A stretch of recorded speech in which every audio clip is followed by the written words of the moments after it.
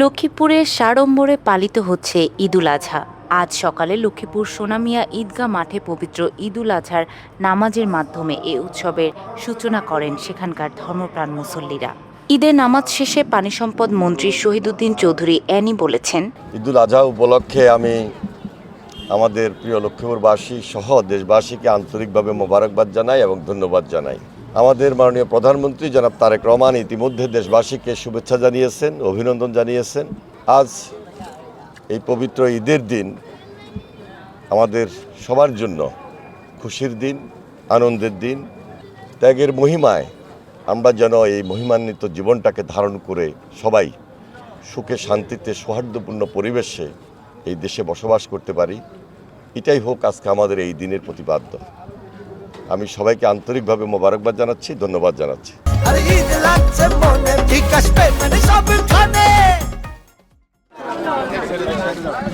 এ সময় আরও উপস্থিত ছিলেন লক্ষ্মীপুর জেলা প্রশাসক এস.এম. মেহেদী হাসান, বাফুফের সহসভাপতি ওয়াহিদুদ্দিন চৌধুরী হ্যাপি, সদর থানা বিএনপির সভাপতি মাইনুদ্দিন চৌধুরী রিয়াজ, পৌর বিএনপির সভাপতি রেজাউল করিম লিটন, জেলা ছাত্রদলের আহ্বায়ক আবুল বারাকাত, সৌরভ সদস্য সচিব অভি সহ আরও অনেকে।